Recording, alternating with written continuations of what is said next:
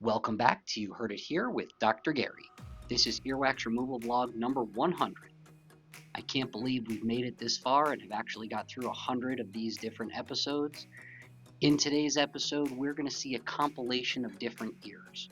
These ears are going to force us to use the curette, some irrigation, and even the alligator forceps to help us remove severely impacted earwax, just a little bit of earwax from the ear canal wall, and a filter from a hearing aid that got stuck in a patient's ear.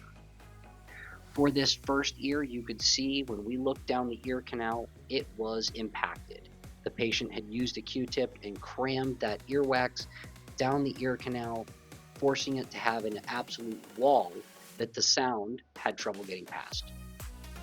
Once we pulled the earwax down, revealing a little bit of the eardrum, which you can see as we go back in, you can see the upper portion of the eardrum there. The patient reported instant improvement in hearing. The goal is that the curette's going to be able to pull this earwax out in one large chunk. However, it's giving resistance as we pull on it, meaning that it's actually attached to the floor of the ear canal. And we don't want to break the skin, so we're just going to use the curette to remove as much of the loose wax as we can. Okay, now we have a great view of the top half of the eardrum.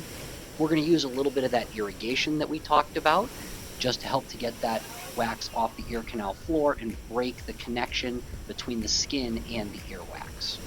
As we look back in, see a little bit of moisture in the ear canal, but you notice that that wax is completely gone, and now we have a great view of the eardrum. We're going to take a look at this patient's other ear here in a moment. As we look in on the other side, this looks completely different. It is a very mild earwax situation. The only reason we're even touching this is because we just did their other ear, which was completely packed. As we remove this wax from just the ear canal floor and a little bit off the side of the ear canal, we're going to look in and you're going to get a beautiful view of the eardrum completely unobstructed.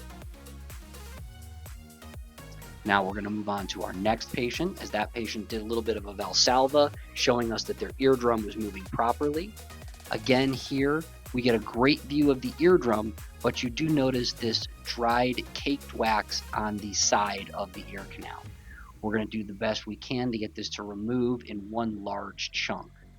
This may have actually been a previous scab, as it does have the coloration of dried blood. It may have been a scab from patients scratching their ear, or it may just be earwax, not really sure which it was. As we remove that, we take a look down the ear canal. Again, that's all cleared out. We got a great view of the eardrum. On the other hand, their opposite ear is absolutely impacted. As we stick the curette down there, you can see how hard that wax is. It almost rolled as we touched it with the curette, and as we pull it out, it's going to come out in one giant chunk. Now we do see the ear canal, or we do see down the ear canal all the way to the eardrum. There's a little bit of hair down there. We're going to use the curette to clean up the sides of the ear canal wall, giving the patient a clear view down to their eardrum and improving their hearing. Unfortunately, on this patient, we did miss the hairs down there. We didn't get those all the way out. For our next patient, you can see a large amount of dead skin in the ear. You can tell because it's that kind of sheets of material. As we look down, we removed a bunch of that, and you can still see even more behind it.